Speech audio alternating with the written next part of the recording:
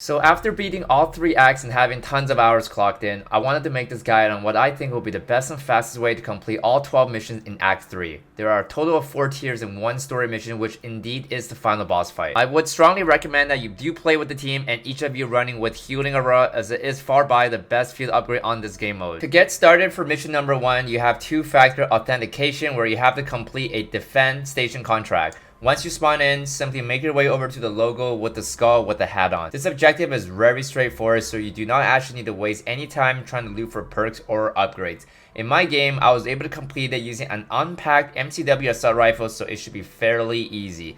You need to defend and get at least 20 kills as part of the mission requirement. Your teammate kills will count towards this specific requirement, as it did on my game when my teammate did a defend station objective by himself and got 14 kills for me, and each of them counted. Keep in mind that you will need to keep the computer's health at least 60%. You may need to repeat this objective once in order to complete the full 20 kills. After that, take the death perception receipt reward and exfil with it. On to mission number 2, Firestarter. Ignite 50 zombies with the Napalm Burst ammo mod, as well as 5 special zombies. For this mission, focus on the second requirement only. Simply look around the map for infested strongholds. In these buildings, there are usually going to be 1 to 3 mimics, which would be considered as special zombies. Don't worry too much about the first requirement, as you will get that done on your way looking for mimics. Now, in case if you did not know, acquisitions can be shared. So if you happen to not have a napalm mod, if your teammates had one, they can simply drop it for you and you can use it. Likewise, if they are on the same mission as you are, once you have completed your mission, you can drop the weapon back to them and they can still complete theirs as well. Next mission, number 3, Ghosted. Kill 100 zombies with Ether Shroud field upgrade activated and kill 20 mercenaries with Ether Shroud active. This mission took me simply 3 hours plus to complete, but I'm going to show you guys the method to get this done in less than 30 minutes. The main thing you'll be needing here is the War Machine. Yes, the War Machine is unlockable and can be spawning as an insured weapon. Make sure you get this weapon pack once and have PhD. Head over to any of the expo locations and train a group of zombies up. Then pop Ether Shroud and spam your War Machine. You can easily get at least 50 kills by doing this. The great thing about this spot is you can also charge back up your Ether Shroud very quickly. You should be able to get the first requirement completed after 2 Ether Shrouds. For mercenary kills, there are several ways you can get this done. I think the easiest method is either by doing an Ether Extract objective or head over to any of the mercenary camps. Same method, you want to spam your War Machine while Ether Shroud is active. This one's a little bit more tedious since you actually can't charge your field upgrade from mercenary kills. So you would have to search for zombies and keep coming back. Also, do be careful, Ether Shroud does not work against mercenary, you can still be spotted. Mission number 4, Alternate Current. Hit 10 mercenaries with Tesla Storm field upgrade and kill 50 zombies affected by Tesla Storm field upgrade. This one is the exact same method as mission number 3, so if you are unsure what I'm doing, just quickly watch mission number 3. The only difference with this one is I would highly recommend you to do this together as a team, because of how Tesla Storm works, as it creates an electrical effect between you and your teammates. Let the zombies get stunned by it for 1 second, then kill them off with your War Machine. If your teammate has Tesla Storm, they can also activate theirs and the kills you get will still count towards your requirement. Mission number 5, Most Firepower. Pack-a-punch a weapon to level 3, kill 100 zombies with level 3 Pack-a-punch weapon, and kill a Mega Abomination with level 3 Pack-a-punch weapon. In order to save time for this mission, the best way would be to spawn in with either a raw or refined Ethereum Crystal. Most likely you should have one in your stash. Once you have packed your weapon to level 3, head over to the red zone to locate the Mega Abomination. From what I have noticed, he only spawns in 2 certain locations and they are usually right next to the zipline pillars. What you want to do here is ascend on top of the pillars and you will notice that the Abomination cannot hit you up here. Have Napalm Burst as your ammo mod, as it's super effective against most enemies.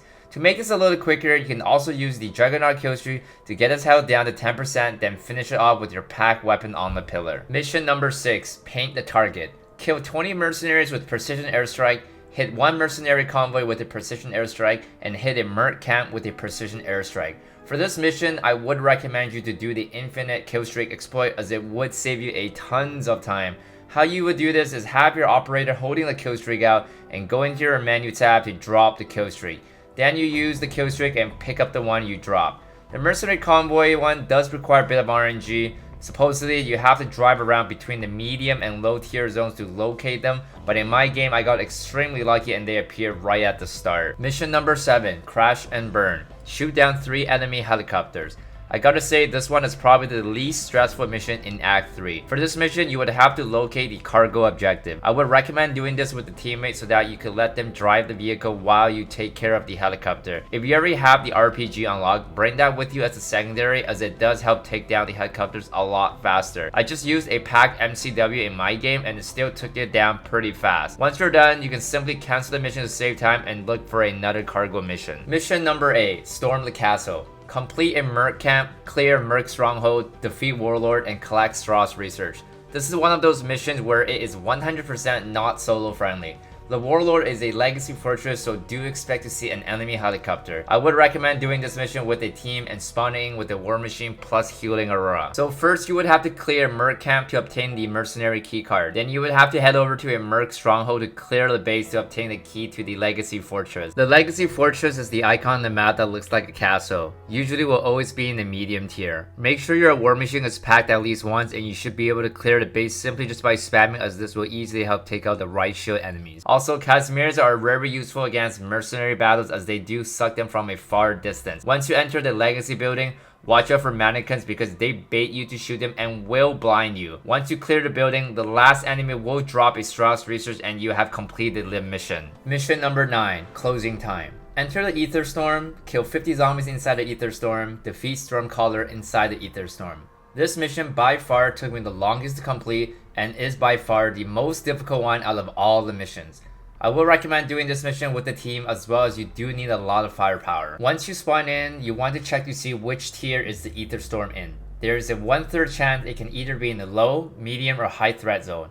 If in your game it shows it is in the red zone, I would simply just exfil and restart until it's either in the low or medium. There are a couple ways you can beat this mission. 1. You can try to farm 5,000 points and head over to the red zone and look for a wall weapon. The weapons will either be yellow, which is legendary rarity, or purple for epic rarity. You want to look for the yellow ones and pray that it's not a bad weapon. Then you will have to fall back to medium tier and try to farm to pack to at least level 2. The other option would be to try to get a ray gun and pack it to level 3, as that's what I did in my game. Once you enter the storm, you will notice that the zombies within are raged by a disciple, which in this case is the Stormcaller boss. The best way to deal with this boss is to lure him into the perimeter of the storm. He will not attack you if you are outside the storm, and half the times he will remain still.